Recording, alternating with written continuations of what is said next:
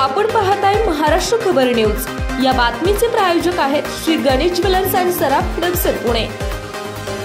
विधानसभा निवडणुकीनंतर लाडकी बहीण योजना जास्त चर्चेत आली। आधी सरसकट पैसे खात्यावर जमा होत होते, मात्र त्यानंतर एक एक तक्रारी पुढे आल्या आणि कारवाईला सुरुवात झाली। लाडकी बहीण योजनेच्या अर्जाची ज्या भागातून तक्रारी आल्या तिथे फेर तपासणी करण्यात आली आहे। 4 लाख महिलांनी अर्जाचा लाभ नको म्हणून वसुलीच्या भीतीने आधीच माघार घेतली। लाडकी बहीण योजनेत अपात्र ठरलेल्या महिलांकडून कोणताही दंड वसूल केला जात नसल्याचं आदिती तटकरे यांनी स्पष्ट केलं। मात्र ज्यांनी खोटी माहिती दिली त्यांच्याकडून मिळालेली रक्कम सरकारच्या तिजोरीत पुन्हा जमा करून घेतली जाणार असल्याचं त्यांनी पत्रकारांशी बोलताना सांगितलं। त्यामुळे लाडक्या बहिणींना चांगलाच धक्का बसला आहे। खोटी माहिती देऊन जर तुम्ही लाडकी बहीण योजनेचा लाभ घेत असाल तर तुमच्यासाठी महत्त्वाची बातमी आहे।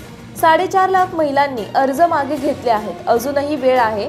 ज्यांनी खोटी माहिती दिली त्यांनी स्वतःहून पुढे यावं आणि अर्ज मागे घ्यावेत असं आवाहन आदिती तटकरे यांनी केलं। सरकारची स्वतःची स्वतंत्र पडताळणी व्यवस्था आहे। त्या अंतर्गत आम्ही परिवहन विभाग आणि आयकर विभागाकडून माहिती घेत पडताळणी करत आहोत। ज्या महिलांनी निकषांमध्ये बसत नसतानाही या योजनेचा लाभ घेतला त्यांच्या अर्जाची स्वतंत्र पडताळणी केली जाणार आहे। ज्या महिला लग्न करून राज्याबाहेर गेल्या आहेत त्यांना या योजनेचा लाभ मिळणार नाही।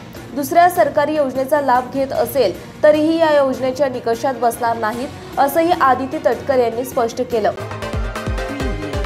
आपण पाहताय महाराष्ट्र खबर न्यूज। या बातमीचे प्रायोजक आहेत Shri Ganesh jewellers and Saraf production Pune.